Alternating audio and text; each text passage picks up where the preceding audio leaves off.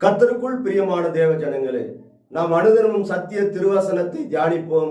இந்த சத்திய திருவசனம் நம்மை பரிசுத்தமாக்கும், நித்திய ராஜ்யத்திற்கு நேராக நம்மை கொண்டு போகும்.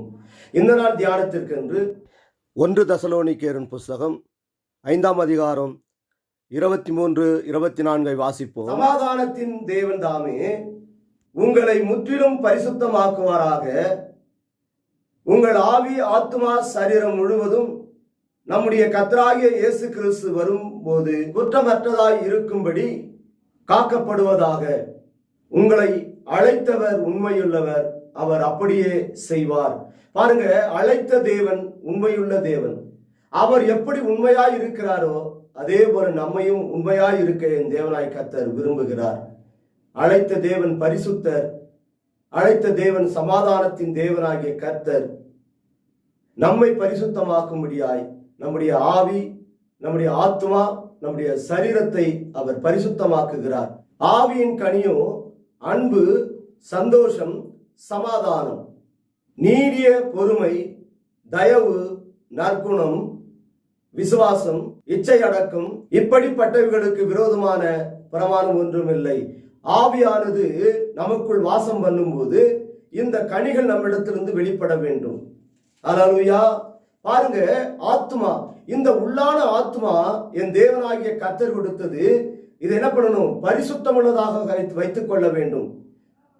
பாருங்க, மனுஷன் உலகத்தை முழுவதும் ஆதாயப்படுத்தி கொண்டாலும் தன் ஆத்மாவை நஷ்டப்படுத்தினால் அவனுக்கு லாபம் என்ன? இந்த உலகத்தை நம்ம என்ன ஆதாயப்படுத்தி நம் கரங்களில் வைத்துக் கொண்டாலும் நம்முடைய உள்ளான ஆத்மா நஷ்டப்பட்டுச்சுன்னு வச்சுங்களேன், நம்ம நித்தியத்திற்கு நிச்சயமாக கடந்து போகவே முடியாது. நம்மை கர்த்தர் ஒருபோது நம்மை பரிசுத்தப்படுத்தவும் மாட்டார். ஆனால் சரீரம், வேதம் சொல்லுகிறது, மாமிசத்தின் கிரியைகள் அது வெளியரங்கமா இருக்கு. ஆவிக்கும் மாமிசத்திற்கும் ஒவ்வொரு நாளும் ஒரு போராட்டத்தை வந்து கொண்டே இருக்கிறது. மாமிசத்தின் கிரியைகள் என்ன? பாருங்க, வேதம் சொல்லுகிறது, விபச்சாரம், வேசித்தனம், அசுத்தம், காம விகாரம், பண ஆசை, பொருளாசை, சண்டைகள், பிரிவினைகள், மார்க்கபேதம், குரோதம், விரோதம், தேவனுக்கு பிரியமில்லாமல் செய்கிற சகலமும் அது மாமிசத்திற்குரியவர்களாக காணப்படுகிறது. அப்போ அது மாமிசத்தைக்குரியவைகளாய் காணப்படுகிறது.